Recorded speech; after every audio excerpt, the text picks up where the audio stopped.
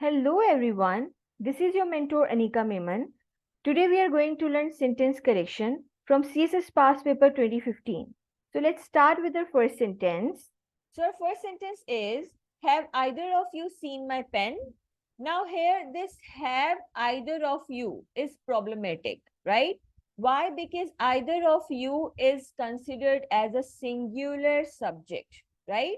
और इसके साथ यहाँ पर एक सिंगुलर वर्ब आना चाहिए था। अब हम इसके रूल्स देख लेते हैं।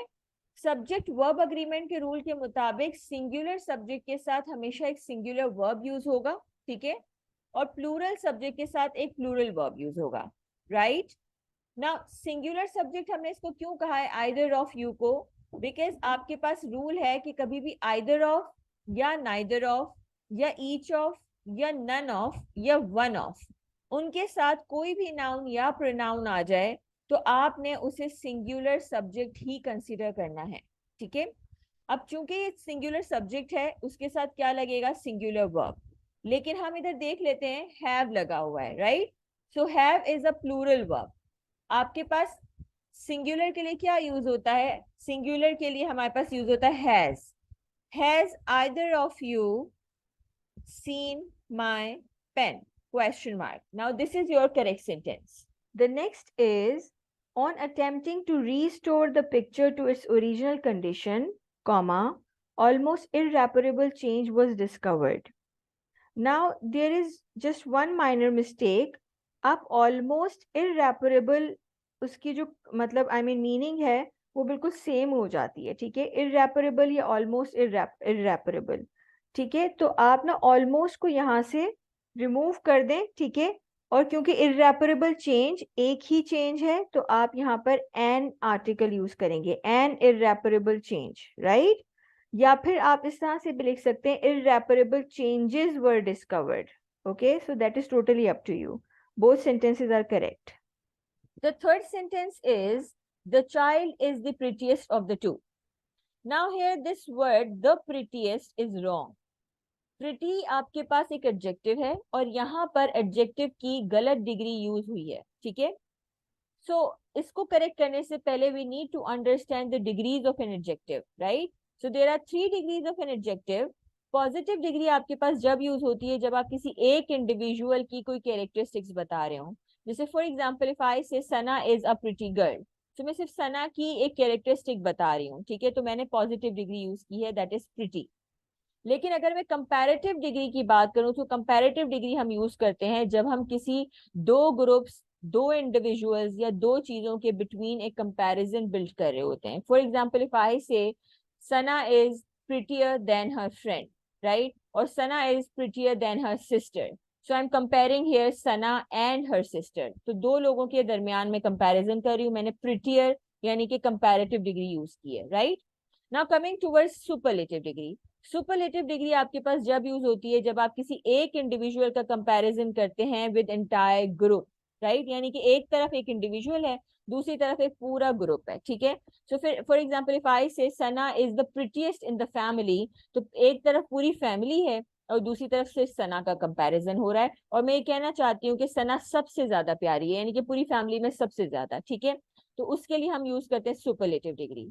Now if you read this sentence the prettiest of the to, पता चल रहा है कि दो बच्चों के दरमियान कंपैरिजन हो रहा है, ठीक है, यानी कि आपकी जो सुपरलेटिव डिग्री नहीं यूज हो सकती यहाँ पर बल्कि एक कंपैरेटिव डिग्री यूज होगी, राइट। सो आपने यहाँ पर प्रिटियर लगा दिया। अब आपने एक और रूल पढ़ा होगा कि जब भी हम कंपैरेटिव डिग्री यूज करते हैं, प्रिटियर यूज करते हैं, तो उसके आगे THAN देन लगाना होता है।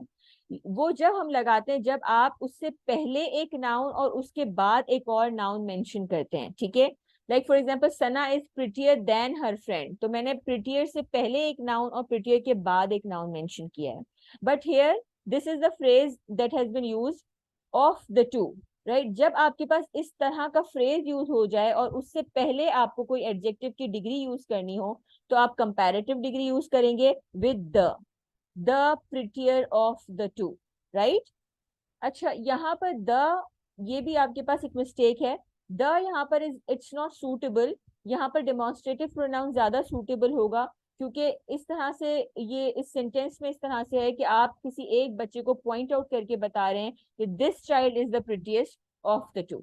The next is, I was annoyed arriving late, comma. Also, his rather insolent manner put me out of temper. Now, there are two minor mistakes. Annoyed at arriving late, right? Annoyed at hota hai, theek hai? So, I was annoyed at arriving late, comma. Also के जगह पर हम लगाएंगे and. It's more appropriate. And his rather insolent manner put me out of temper. So this is your correct sentence. The next is, he is anxious not only to acquire knowledge, comma, but also eager to display it. Now, in order to correct this sentence, you need to understand the usage of parallel structures in grammar. According to the rules, आपके पास not only के बाद and but also के बाद sentence का जो component use होगा वो in terms of parts of speech and in terms of structure similar होना चाहिए. ठीक है, अब हम देख लेते हैं क्या हमारे पास similar structures हैं या नहीं है. Not only के बाद है to acquire knowledge. This is infinitive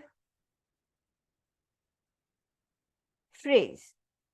okay, तो नॉट ओनली के बाद आपके पास इन्फिनेटिव फ्रेज यूज हुआ है. ओके, बट ऑल्सो के बाद यूज हुआ है eager. Eager is an adjective. ठीक है, तो एडीजे लिख रही हूं यहां पर. उसके बाद क्या यूज हुआ है? To display it. Again infinitive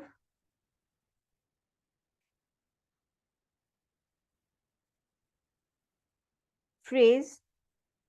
ठीक है, तो अब आप देखें कि क्या हमारे पास स्ट्रक्चर सिमिलर हैं या नहीं. बट ऑल्सो के बाद एडजेक्टिव और इन्फिनेटिव फ्रेज है, बट नॉट ओनली के बाद सिर्फ और सिर्फ इन्फिनेटिव फ्रेज है. ठीक है, लेकिन अगर आप नॉट ओनली से पहले देखें तो एक एडजेक्टिव यूज हुआ है, दैट इज एंक्शियस. आपने सिंपली क्या करना है, एंक्शियस को नॉट ओनली के बाद ले आए और फाइनल सेंटेंस आपके पास ये हो जाएगा, he is not only anxious to acquire knowledge, comma, but also eager to display it. The next is, if he was here now, comma, we should have no difficulty. Now here the examiner wants to say कि अगर वो अभी यहाँ होता, यानी कि वो है नहीं यहाँ पर. एग्जामिनर एक अनरियल प्रेजेंट की बात कर रहे हैं, एक सपोज कर रहे हैं कि अगर वो अभी यहाँ होता तो हमें कोई डिफिकल्टी नहीं होती. अब क्योंकि यहाँ पर अनरियल प्रेजेंट सिचुएशन की बात की जा रही है, हम यहाँ पर जो सेंटेंस बनाएंगे वो सेकंड कंडीशन के साथ बनाएंगे. अब सेकंड कंडीशन के फॉर्मूलाज देख लेते हैं. सेकंड कंडीशन में आपके पास दो तरह की क्लॉजेज होंगी. एक इफ क्लॉज होगी, ये वाली जो इफ के बाद वाली जो क्लॉज है, ही वॉज हियर नाउ, ये इफ क्लॉज कहलाएगी. और एक होगी विदाउट इफ क्लॉज. ठीक है, जिसमें इफ नहीं यूज हुआ, ये कॉमा के बाद वाली क्लॉज. ठीक है, अच्छा, इफ क्लॉज का फॉर्मूला क्या होगा? सब्जेक्ट के फौरन बाद वर यूज होगा या फिर second form of the verb use होगी. ठीक है, वर मैंने यहाँ पर वॉज नहीं लिखा है, सिर्फ वर लिखा है. तो आपके पास सब्जेक्ट कोई भी हो, he she it I they we you में से कोई भी सब्जेक्ट आ जाए, आप उसके साथ वर ही यूज करेंगे. ठीक है, और अगर आप form of the verb use कर रहे हैं तो आप सेकंड फॉर्म यूज करेंगे, यानी कि आप गो की जगह पर वेंट यूज करेंगे. राइट, हालांकि बात प्रेजेंट की हो रही है, लेकिन क्योंकि अनरियल प्रेजेंट है इसलिए हम इस तरह से अनरियल प्रेजेंट के लिए ये सब्जेक्टिव मोड यूज कर रहे हैं. ठीक है, अच्छा, अब हम देख लेते हैं क्या हमारी इफ क्लॉज इस फॉर्मूला को अबाइड बाय कर रही है. सब्जेक्ट आपका है ही.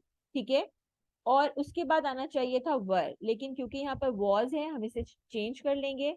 If he were here now. ठीक है, यहाँ तक तो इट्स क्लियर. अब आ जाते हैं विदाउट इफ क्लॉज में. विदाउट इफ क्लॉज में फॉर्मूला ये होगा, सब्जेक्ट के फौरन बाद वुड आएगा और उसके फौरन बाद वर्ब की फर्स्ट फॉर्म आ जाएगी. ठीक है, तो हम देख लेते हैं. सब्जेक्ट यूज हुआ है, सब्जेक्ट के फौरन बाद आया है शुड. शुड यहाँ पर रॉन्ग है, हम इसकी जगह पे यूज करेंगे वुड. और वुड के बाद सब्जेक्ट की फर्स्ट फॉर्म आ जाएगी, सॉरी वर्ब की फर्स्ट फॉर्म आ जाएगी. यहाँ पर हमने यूज किए हैव. ठीक है, which is correct. So your final sentence is, if he were here now, comma, we would have no difficulty. The seventh sentence is, due to unforeseen environments, we shall have to leave early. Now here this word environments is wrong. Environment usually हम use करते हैं atmosphere को reflect करने के लिए, right? जबकि यहाँ पर एग्जामिनर कहना चाह रहे हैं कि कुछ अनएक्सपेक्टेड हालात की वजह से हमें जल्दी निकलना पड़ेगा, ठीक है? तो कुछ अनएक्सपेक्टेड हालात के लिए हम यूज करेंगे unforeseen circumstances, right? So environment की जगह पर हम यूज करेंगे circumstances. So the correct sentence would be due to unforeseen circumstances, comma, we shall have to leave early. आप shall की जगह पे will भी लगा सकते हैं, ठीक है? Both will be correct. The last sentence is people have and still do disagree on this matter. Now you may make slight changes. People यहाँ पर एक subject है, have is your helping verb. इसके फौरन बाद यहाँ कोई verb आना चाहिए था, ठीक है? जबकि वर्ब यहाँ यूज हुआ है, ठीक है? सो आप डिसअग्री को यहाँ लेकर आएंगे और हैव के बाद क्योंकि वर्ब की थर्ड फॉर्म लगती है तो डिसअग्रीड हो जाएगा, ठीक है? So people have disagreed, right? And अच्छा, यहाँ पर आप स्टिल डू डिसअग्री के बजाय इस डिसअग्री को आप इलिप्स कर सकते हैं क्योंकि ऑलरेडी एक डिसअग्री यूज हुआ है, ठीक है?